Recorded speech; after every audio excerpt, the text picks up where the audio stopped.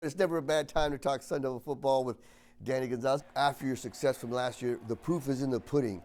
Does that make it easier for kids to buy into so they can look and say, hey, look, we know what we're doing here.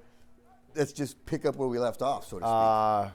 Yes and no. I'm kind of a negative Nelly in this room with those guys. I think there's a really fine line between being confident and arrogant. And I think that's the coach's jobs to make sure that these boys don't get arrogant. We are going in the right direction. And like I said, it's going to be our challenge to make sure that they know, okay, we've got a chance to be dominant, but don't ever get arrogant, because when you get arrogant, you get your butt whooped.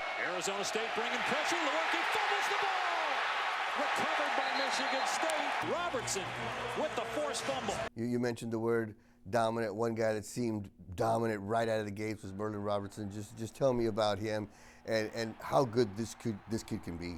He's got a special talent. He's got the ability to drop and pass coverage, make some plays because he's got long arms. I mean, he stands at 6'3". He's 250 pounds. We're actually trying to keep weight off of him because he's just naturally a big kid. On the opposite side of the football and offense, of course, the big story is the quarterback and the open competition for that. How can that position and that competition help you guys on defense? Because when you look at the guys that are vying for that quarterback spot, you got three different types of players. You got one that can run, you got a pocket passer, strong arm guy. So you're getting different looks every time you get a different quarterback in there.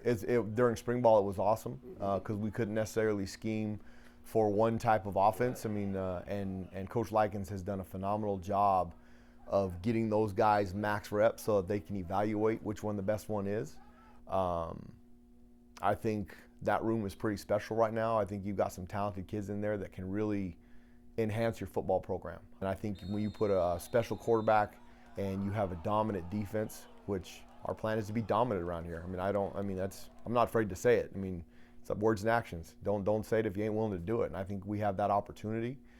If you can match that with a special quarterback and then surround him with it all starts up front on the offensive line and defensive line. If you don't have big guys that can run into each other and are mean and nasty and violent and want to try and destroy you every chance they get, you got no chance. I think that's one thing both you and Herm have done a great job in, is surrounding yourselves with great coaches and a strong coaching staff. One guy in particular is Antonio Pierce. I mean, how valuable is it to have a guy like that on your staff, a former Super Bowl champion? I mean, this guy shut down Tom Brady and the Patriots right here in Arizona in the Super Bowl. What do you think that's like for a kid to look over and be like, wow, that's Antonio Pierce right there. When he talks, I'm going to listen. The credibility factor goes a long, long way, especially in coaching. He relates really well to the kids. He's a no-nonsense guy. I mean, I think Coach Edwards has done a phenomenal job in building the staff that he's built. He just recently added Marvin Lewis to the picture, who in his short time here has put his thumbprint on it, and it's been awesome. I mean, the experience and the exposure that not only coaches, but the players, the student athletes are, and AP has done a phenomenal job with that room. The linebackers played at a high level last year. Our expectation is they're going to play at that level, that same level or better this year. You know, there's more NFL experience in this building than any school in America. I mean, we've got over 100 years combined of guys that have been, I mean, you've had, Coach Edwards has 30 years experience, whether as a player or as a coach.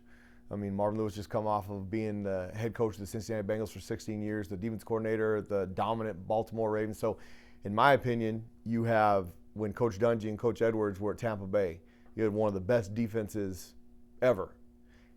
Now you go to 2002 and Coach Lewis is the Baltimore Ravens, and Ray Lewis goes there's another one of the best defenses ever in the history of football. Well, you got two of those, and I get to pick the brains of both those guys. It's just invaluable information, and there's a lot of coaches that are stingy and they don't want to share information. We get this little, we think we have secrets. They haven't been that way, and I think that gives us a special ability to breed success.